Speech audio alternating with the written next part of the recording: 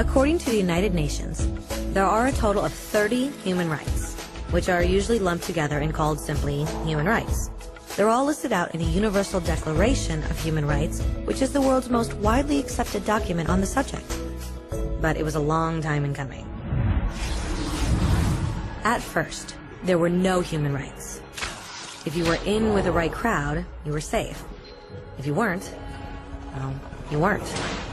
But then a guy named Cyrus the Great decided to change all that.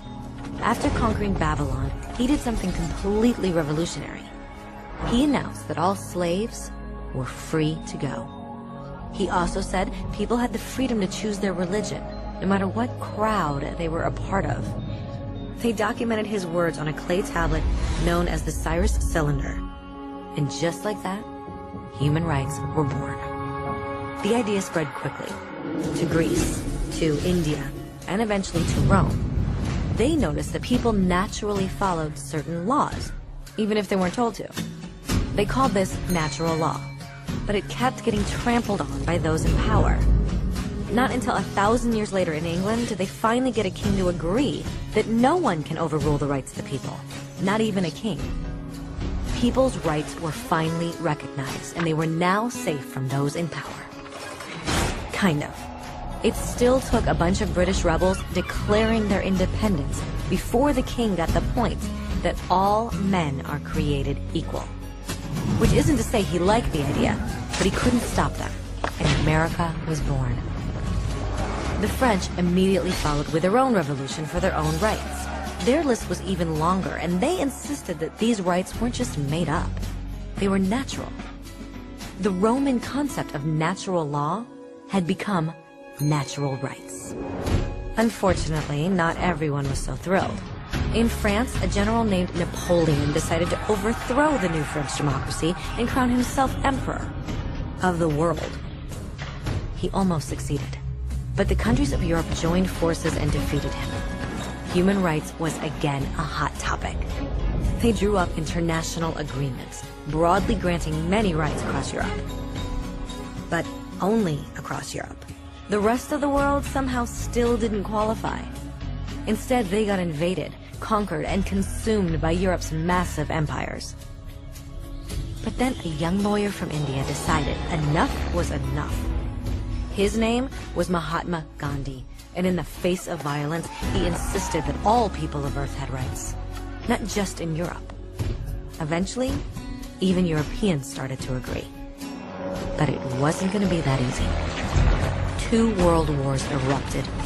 Hitler exterminated half the Jewish population of Earth in horrifying Nazi death camps. And all told, 90 million people died.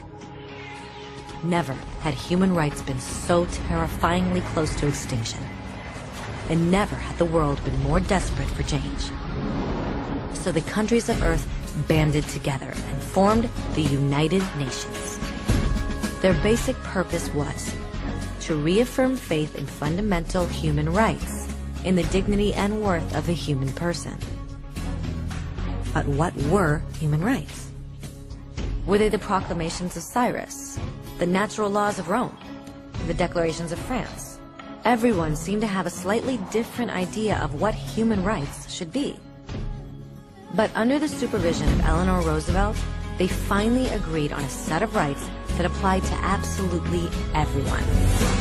The Universal Declaration of Human Rights. The French concept of natural rights had finally become human rights. So, in summary, at first, only a few lucky people had any rights, until one of those guys decided, hey, other people should have some rights too, which was great, except not everyone agreed. And it only took a few thousand years of fighting and declarations and more fighting until everyone finally agreed that human rights should apply to everyone. And they all lived happily ever after. Except for one little problem. If people have the right to food and shelter, why are 16,000 children dying of starvation every day? 1 every 5 seconds. If people have freedom of speech, why are thousands in prison for speaking their minds? If people have the right to education, why are over 1 billion adults unable to read? If slavery has truly been abolished, Why are 27 million people still enslaved today? More than twice as many as in 1800. The fact is, when it was signed, the Universal Declaration of Human Rights did not have the force of law. It was optional. And despite many more documents, conventions, treaties, and laws, it's still little more than words on a page. So the question is, who will make those words a reality? I have a dream today. When Dr. King marched for racial equality, he was marching for rights that had been guaranteed by the United Nations for almost 2 decades. But still, he marched. When Nelson Mandela stood up for social justice in the 1990s, his country had already agreed to abolish such discrimination for almost 40 years. But still, he fought. Those who fight today against torture, poverty, and discrimination are not giants or superheroes. They're people. Kids, mothers, fathers, teachers. Free-thinking individuals who refuse to be silent. Who realize that human rights are not a history lesson. They're not words on a page. They're not speeches or commercials or PR campaigns. They are the choices we make every day as human beings.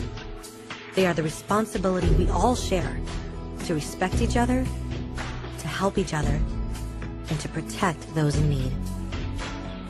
As Eleanor Roosevelt said, where, after all, do universal human rights begin? In small places close to home. So close and so small that they cannot be seen on any maps of the world. Yet they are the world of the individual person, the neighborhood he lives in, the school or college he attends, the factory, farm, or office where he works. Such are the places where every man, woman, and child seeks equal justice, equal opportunity, equal dignity without discrimination. Unless these rights have meaning there, they have little meaning anywhere.